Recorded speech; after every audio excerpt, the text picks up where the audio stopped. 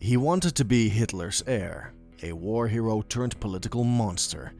Draped in medals, wrapped in velvet, and always demanding the spotlight, Hermann Göring wasn't just one of Nazi Germany's most powerful men. He was its most flamboyant, its most arrogant, and in the end, its most pathetic. This is the story of how the Reichsmarschall went from high-flying ace to bloated prisoner, from master of the Luftwaffe to a man begging for a bullet, and how just hours before the rope tightened around his neck, he vanished into death on his own terms. But this isn't about how Göring lived, it's about how he fell, and it's a story that's hard to stomach. Before the Nazis, Hermann Göring was a decorated fighter pilot from World War I. Charismatic, ambitious, and always chasing power, he joined Hitler early, back when the Nazi Party was still seen as a fringe movement. But Göring had something the others didn't: a love for spectacle. He didn't just follow Hitler, he helped market him to the world. By 1933, Göring had climbed his way to the top. He founded the Gestapo, he orchestrated political purges, he built the Luftwaffe into a massive war machine. And through it all, he smiled, joked, wore custom-designed uniforms with gold embroidery, and carried a baton like a king. While others hid their cruelty, Göring flaunted his. He wasn't just addicted to fame, he was literally addicted. Göring had a severe morphine habit, first developed after a war injury and later spiraled out of control. At the height of his power, he was taking dozens of pills a day, sometimes more than 100 milligrams of morphine at once. But his addiction wasn't just chemical, he was obsessed with wealth. Göring looted thousands of pieces of art from across Europe, stashed them in his estate at Carron Hall, and lived like royalty while millions starved. He once said, "If someone is shooting at me, I want to know who it is so I can shoot back." But by 1945, he wasn't shooting back, he was just trying to escape. As the war turned, so did Hitler. Göring's Luftwaffe failed during the Battle of Britain. Later, as Allied bombs flattened German cities and the Eastern Front collapsed, Hitler lost faith in his once favorite. In April 1945, with Berlin on the edge of destruction, Göring sent a telegram suggesting he'd take over leadership of the Reich. Hitler saw it as a betrayal. He ordered Göring stripped of power, arrested, and confined to his estate in Bavaria. Days later, Göring surrendered to American forces, trying to bargain for a future he no longer had.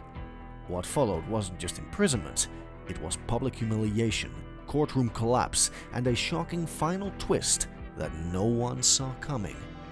When Göring surrendered to US troops in May 1945, he wasn't dragged in chains. He walked in like a celebrity, dressed in full uniform, chest gleaming with medals. He greeted American generals with handshakes and grins, believing he could talk his way into leniency.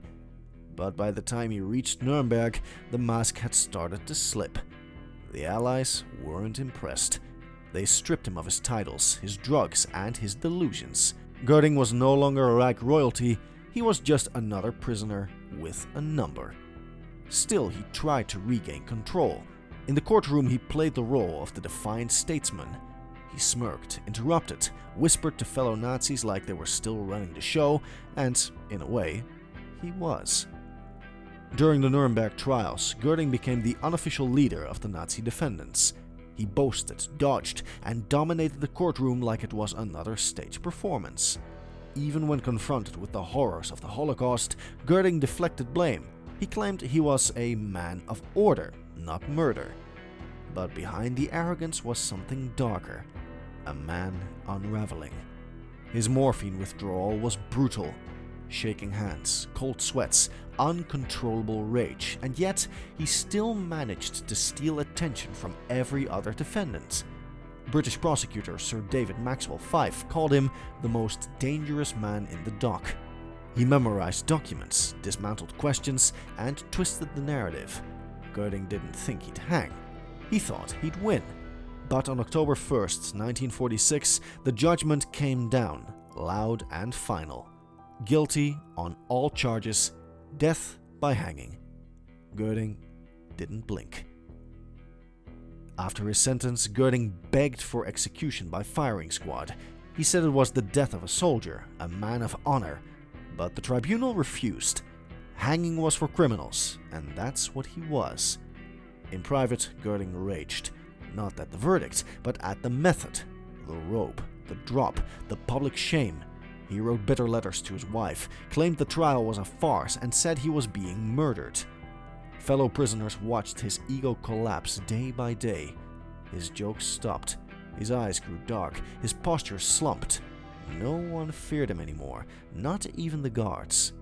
But Göring wasn't finished. Somehow, despite round-the-clock surveillance, strip searches and locked cells, he had a plan. Smuggled in through a fountain pen, or maybe hidden in luggage, or swallowed and retrieved. What we do know is this. On the night of October 15th, just hours before he was supposed to hang, Hermann Göring bit down on a hidden glass capsule of cyanide. When guards entered his cell at 10:45 p.m., they found him sprawled on his cot, convulsing, blue-lipped, dead. He cheated the hangman. The guards didn't believe it at first. Göring had been under strict watch, checked regularly, searched daily. But there he was, lying on his cot in cell 5, motionless, blue-tinged lips, a faint chemical smell in the air. They found a shattered glass capsule near his body, crystals embedded in his teeth.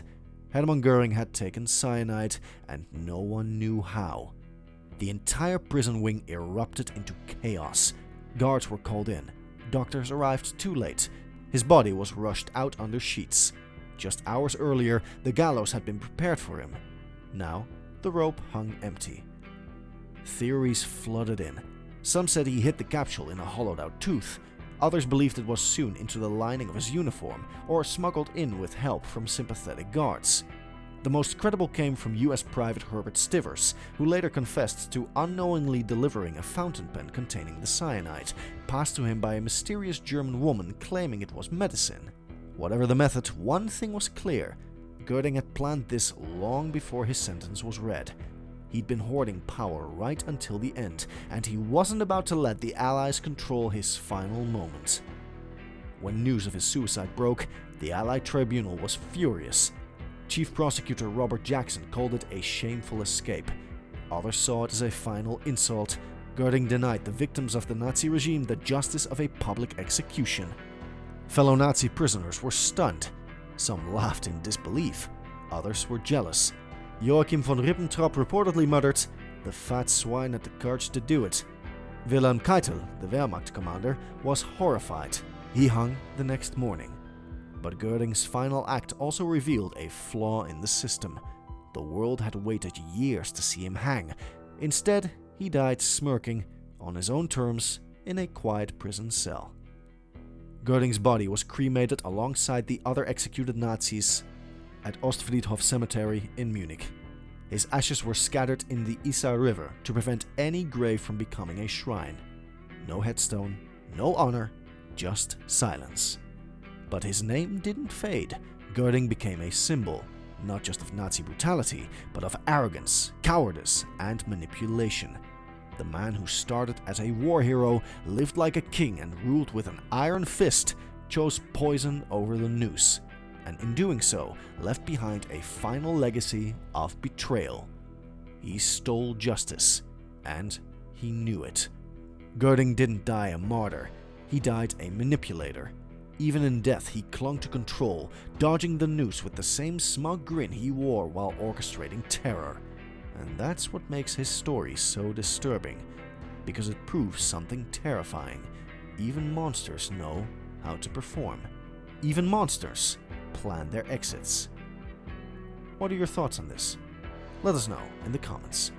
Don't forget to like and subscribe to the channel.